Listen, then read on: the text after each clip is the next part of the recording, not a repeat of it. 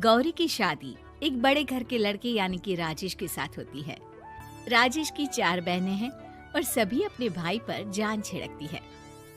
अरे पापा, ये राजेश के लिए कैसी छोटी सी हिट की लड़की ब्याह लाए आप? हम लोगों का भाई तो राजकुमार है, उसके लिए तो कोई राजकुमारी होनी चाहिए थी। गौरी को ननद की बात बुरी लगती है और वो रोने लगती है। अरे क्यों गला फाड़ रही है? क्या गलत बोल दिया मेरी बेटी ने? इकलौता बेटा है हमारा, समझी? वो तो तेरे ससुर हाँ कराए थे, वरना मैं तो ना करवाती तेरी शादी अपने हीरे जैसे बेटे से। ननदे सास को भरती और सास गौरी से लड़ती। ये क्या है? तुम्हारी बहनें और माँ आए दिन मुझे खरी खोटी सुनाती रहती है। क्यों नहीं बोलते उन लोगों को कुछ? अरे क्या बोलूं? अब उन लोगों का इकलौता भाई और बेटा होना तो वो लोग थोड़े इमोशनल है मुझे लेकर, समझा करो ना। और कौन सा वो लोग रोज आते हैं ससुराल से? माना एक साथ नहीं आती, लेकिन रोज कोई ना कोई तो खड़ा ही रहता है ना। खैर, जैसे तैसे कुछ साल गुजरते हैं। गौरी एक प्यारे से बेटी की माँ बनती है। सुनिए, हर बात पर ससुर जी से पैसा मांगना ठीक नहीं लगता। आप कोई काम क्यों नहीं करते हैं? काम तो मैंने कभी किया ही नहीं गौरी। पापा के पास इतना पैसा है कि मुझे जरूरत ही नहीं पड़ी। लेकिन कहते हैं ना, हर दिन एक सा नहीं होता। गौरी के ससुर की मृत्यु हो जाती है और घर में गरीबी छा जाती है। गौरी ननद को फोन करती है। दीदी, अब जीजा जी को बोलकर इन्हें कहीं नौकरी दिलवा दो ना। घर चलाना मुश्किल हो रहा है। माँ जी की भी तबीयत खराब रहती है। दवाई का खर्चा और मुन्ने की पढ़ाई का खर्चा काफी है। कुछ मदद मिल जाएगी दीदी। देखो गौरी, तुम तो जानती हो मेरे खुद के 3 बच्चे हैं, तो ये मत सोचना कि बात घुमा कर बोलोगी तो मैं कुछ मदद कर दूंगी। अब पति तुम्हारा है, सास तुम्हारी है, तो करना तो तुमको ही है ना। हम भी तो निभा रहे हैं। खैर, बोल दूंगी इनको। गौरी समझ जाती है। वो दूसरी ननद को फोन करती है, लेकिन वहाँ से भी उसे कुछ ऐसा ही जवाब मिलता है। अरे भाभी, हमारा भाई कैसे काम करेगा? वो तो राजकुमार है। बस आप जरा माँ का ख्याल रखो, उन्हें कोई तकलीफ मत होने देना। बाकी करते हैं बात आराम से। गौरी के सामने संकट आ जाता है कि वो कैसे अपना परिवार चलाए। ना पति काम करना चाहता है और ना ननदे मदद।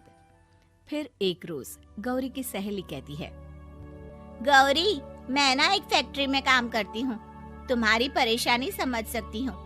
क्यों नहीं तुम भी मेरे साथ वहाँ काम करती? अरे लेकिन मुन्ना तो छोटा है ना। तो क्या हुआ, तेरी सास और पति तो घर पर ही हैं, वो लोग संभाल लेंगे। तू चल मेरे साथ। गौरी ने अब काम करना शुरू कर दिया था, लेकिन उसका सपना अपने बेटे को अच्छी शिक्षा देने का था। गौरी अपने भाई से कहती है, भाई, आपके बच्चे जिस स्कूल में पढ़ते हैं उस पर मेरे गौरव का भी एडमिशन हो सकता है क्या? अरे कैसे बात कर रही है गौरी? जितना तू कमाती है उतने में तो तेरा घर भी नहीं चलता। तू कहाँ इतने महंगे स्कूल का सपना देख रही है? लेकिन गौरी भी ठान लेती है कि वो किसी न किसी तरह अपने बच्चे को अच्छे स्कूल में पढ़ाएगी। माँ जी, ये मेरे गहने हैं, मैं बेच रही हूँ। गौरव का कल एडमिशन है। अरे वो तो ठीक है गौरी, लेकिन आगे की फीस कैसे मैनेज करेगी? और ज्यादा मेहनत कर लूंगी माँ। गौरव कुछ बन गया तो हम लोगों के सारे दुख दर्द दूर कर देगा। गौरी, हम लोगों ने तुझे गलत समझा, लेकिन तू ही थी जो ये घर लेकर चल रही है, वरना कब की अलग हो जाती। गौरी सास की ओर मुस्कुराकर देखती है। आप भी तो मेरा साथ दे रही है ना। अरे कभी खाने में अंडा या मुर्गा भी खिला दिया करो, क्या रोज रोज पत्ता खिलाती रहती हो? अरे शर्म तो आती नहीं, सारा दिन बहू काम करके पैसे लाती है, खुद तो कुछ करता नहीं, ऊपर से मुर्गा खाना है इसको। गौरी अपना घर चलाने के लिए तो पर्याप्त पैसे कमा लेती है, लेकिन बेटे के महंगे स्कूल, कोचिंग और उसकी डिमांड पूरी करने के लिए उसे लोगों से पैसे उधार लेने पड़ते। माँ, मुझे जूडो कराटे की ड्रेस चाहिए, मैं घर के कपड़ों में क्लास नहीं अटेंड करूँगा। और क्या, बिल्कुल, घर की भी कोई ड्रेस होती है क्या? मैं कल ही ला दूंगी। हाँ बच्चा, तू बस मन लगाकर पढ़ाई किया कर। उसके जाने के बाद कहाँ से लाएगी पैसे ड्रेस के? माँ वो पास वाली चाची से कुछ पैसे उधार लूंगी।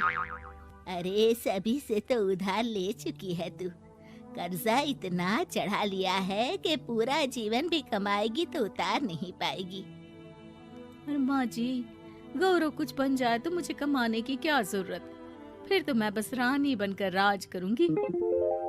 एक दिन गौरव कहता है, माँ मेरी नौकरी लग गई है, वो भी अच्छे पैसों में। अब हम लोगों के बुरे और दुख के दिन जल्दी खत्म हो जाएंगे। गौरी की खुशी का ठिकाना नहीं होता।